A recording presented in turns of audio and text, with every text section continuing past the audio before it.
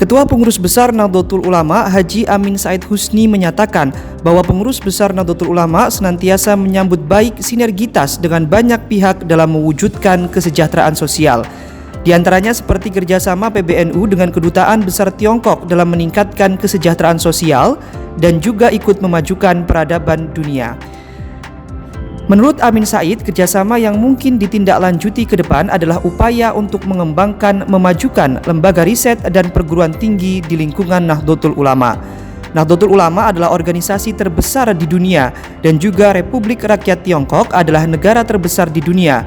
Oleh karenanya, banyak kerjasama besar yang akan dapat dilakukan. Ustadz Cokan dan hadirat yang berbahagia,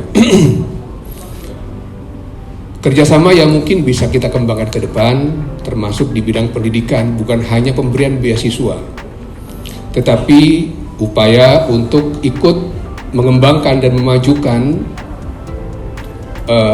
lembaga-lembaga riset dan perguruan tinggi di lingkungan Nahdlatul Ulama.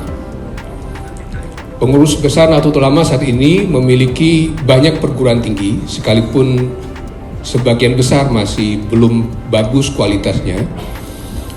Dan ini tentu saja bisa dibangun kemitraan strategis dengan pemerintah Republik Rakyat Tiongkok ke depan untuk mengembangkan kajian-kajian spesifik sebagai unggulan dari masing-masing perguruan tinggi yang ada di lingkungan Nahdlatul Ulama.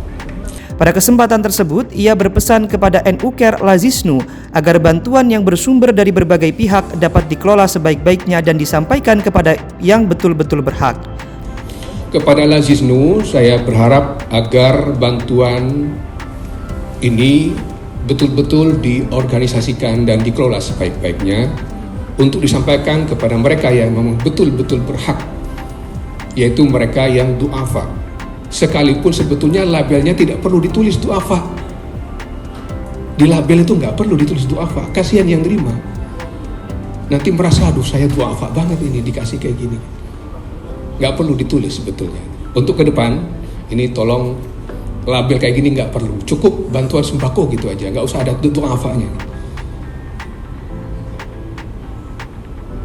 Bantuan untuk orang miskin, nggak perlu ditulis orang miskinnya.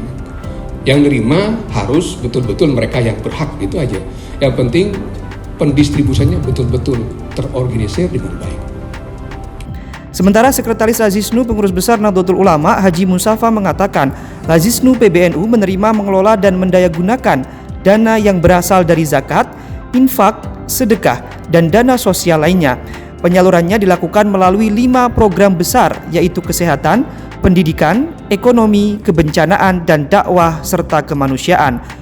Memaknai kerjasama antara Kedutaan Tiongkok dengan PBNU yang sudah lama ini terbuka luas peluang untuk dikembangkan dalam bentuk program-program dan waktu yang lainnya.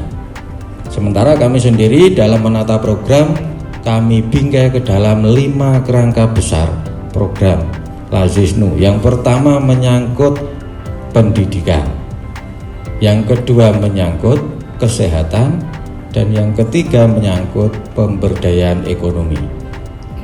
Keempat tentang lingkungan dan kebencanaan, dan yang kelima tentang dakwah dan kemanusiaan.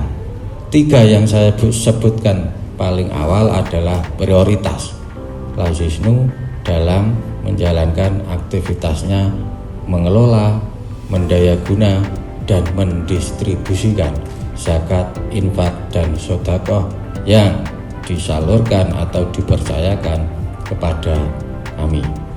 Para penerima manfaat NUKER Lazisnu bukan hanya dari satu area tertentu, tetapi dari berbagai jenis wilayah seperti perkotaan, pinggiran perkotaan, desa-desa, hingga ke pelosok tanah air.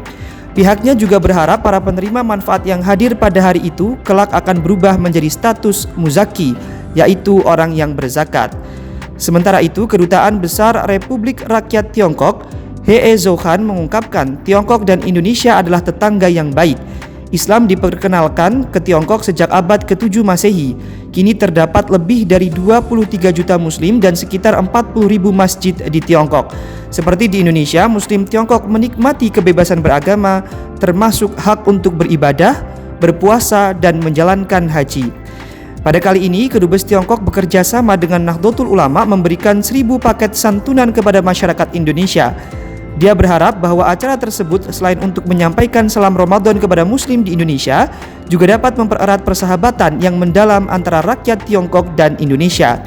Tiongkok juga bersedia untuk terus memperkuat pertukaran dan kerjasama dengan Nahdlatul Ulama di berbagai bidang, termasuk peningkatan kualitas hidup masyarakat, kesejahteraan sosial, agama, budaya, dan pendidikan. NU Online melaporkan.